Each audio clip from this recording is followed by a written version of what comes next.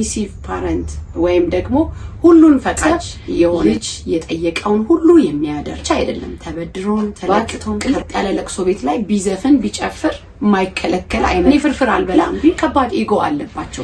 በቃ እቺ ሀገር ማለቀላት ብለው መሰረት የቤተሰብ አገልግሎት ነው። ባለፈው በባለትዳሮች ፕሮግራማችን ላይ ስለ ቤተሰብ አይነቶች መነጋገር እንደጀመርን ታስታውሳላችሁ። ዛሬ ደግሞ ሁለተኛውን ቤተሰብ እናነሳና እንነጋገራለን። እንግዲህ ሁለተኛው ቤተሰብ ፐርሚሲቭ ፓረንት ወይም ደግሞ ሁሉን ፈቃጅ የሆነ ቤተሰብ ነው። ምንድነው ይሄ ቤተሰብ?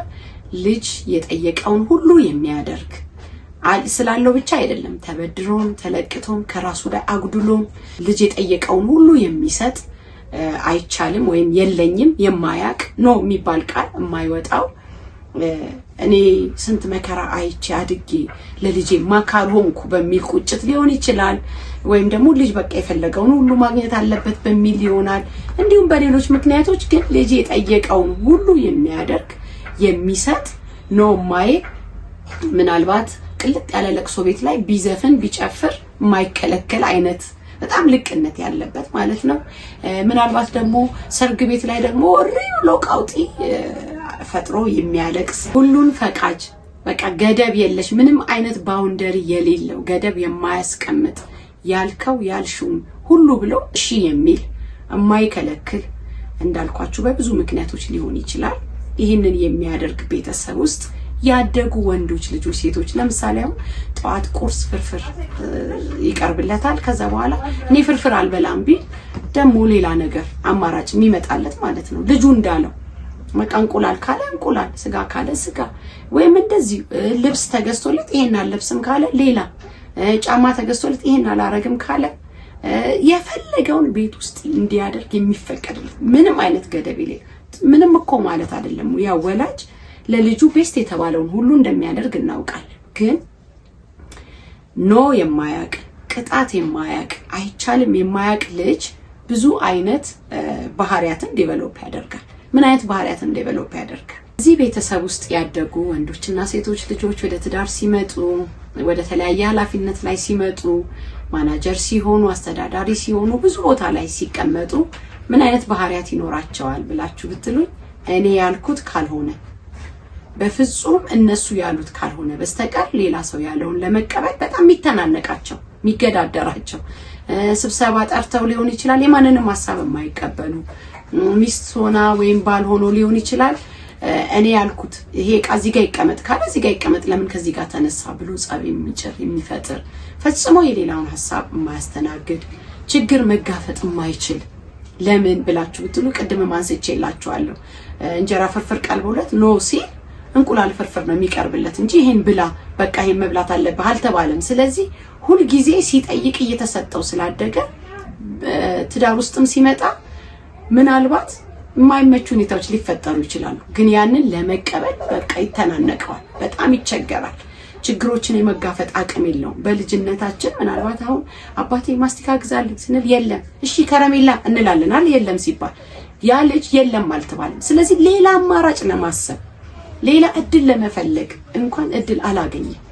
ይሄኛው ይሁንልኝ እንኳን ለማለት እድል አላገኘም። ሌላ ከባድ ኢጎ አለባቸው። በቃ የማይነካ ኢጎ አለባቸው፣ ያጠቃቸዋል።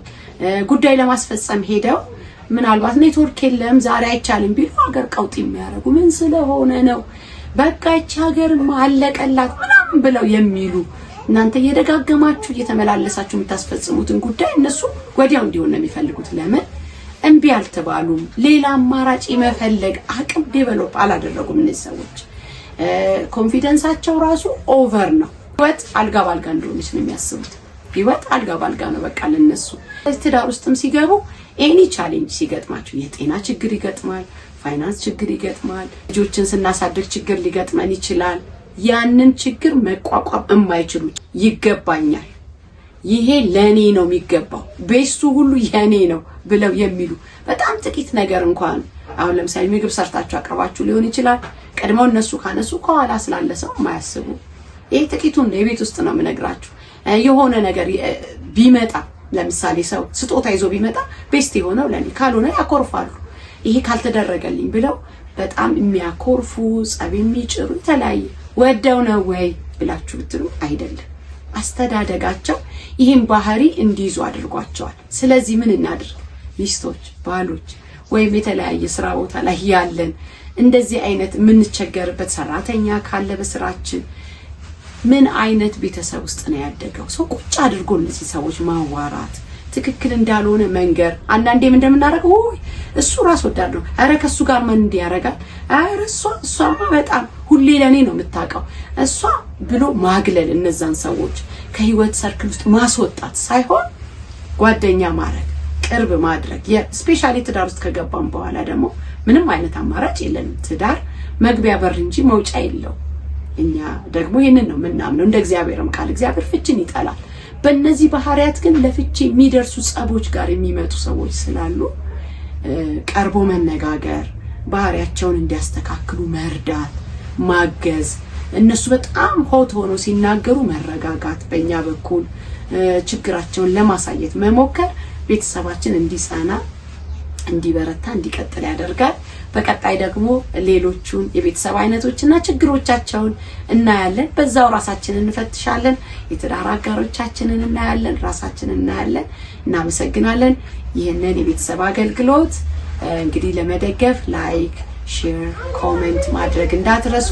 ሰብስክራይብ አድርጉ።